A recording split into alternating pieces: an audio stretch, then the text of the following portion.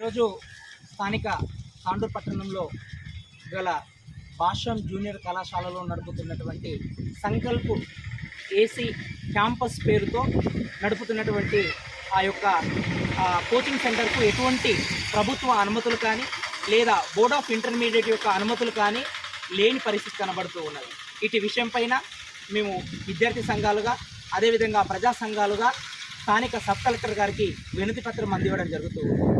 ఏదైతే academic year నిబంధనలకు విరుద్ధంగా ఒక కళాశాలలో ఎటువంటి అనుమతులు లేకుండా సంకల్ప్ అకాడమీ, నీట్, రకరకాల కోచింగ్ల పేర్లతోటి ఈరోజు వేల రూపాయలు వసూలు చేస్తున్న పరిస్థితి భాష్యం జూనియర్ కళాశాల యాజమాన్యము వ్యవహరిస్తున్న తీరు అనేది ప్రతి ఒక్కరు గమనించాల్సినటువంటి అవసరం ఉంది. ఎందుకంటే ప్రభుత్వ నిబంధనలకు వ్యతిరేకంగా అక్కడ 60,000 నుంచి 70,000 వరకు ఫీజు వసూలు చేస్తూ మరి అదేవిధంగా ఏసీ క్యాంపస్ పేరుతో అంటే ఎటువంటి అనుమతులు లేవు. దీనికి వాస్తవానికి చెప్పాలంటే ఒక అకాడమిక్ ఇయర్ కళాశాల నడుస్తూ ఉన్నప్పుడు ఇతర ఏ కోచింగ్ల పేర్లతో ఆ అకాడమిక్ ఇయర్ కళాశాలలో నడపడానికి వీలు లేదు.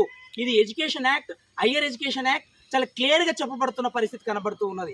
కానీ వీళ్ళు అత్యధికంగా ఫీజుల రూపంలో వసూలు చేస్తూ ఇక్కడ ఉన్నటువంటి పేద, బడుగు, బలహీన వర్గాల విద్యార్థులను మోసం చేస్తున్నటువంటి పరిస్థితి ఈరోజు భాష్యం జూనియర్ కళాశాల యాజమాన్యము పూనుకున్నది.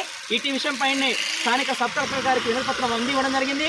ఒకవేళ అధికారులు వెంటనే స్పందించి ఈ యొక్క కళాశాల యాజమాన్యం పైన చట్టపరమైన చర్యలు తీసుకోకపోతే ఖచ్చితంగా విద్యార్థి సంఘాలు, ప్రజా సంఘాల ఆధ్వర్యంలో ఉన్నత విద్యా మండలికి మేము ఫిర్యాదు చేస్తాం.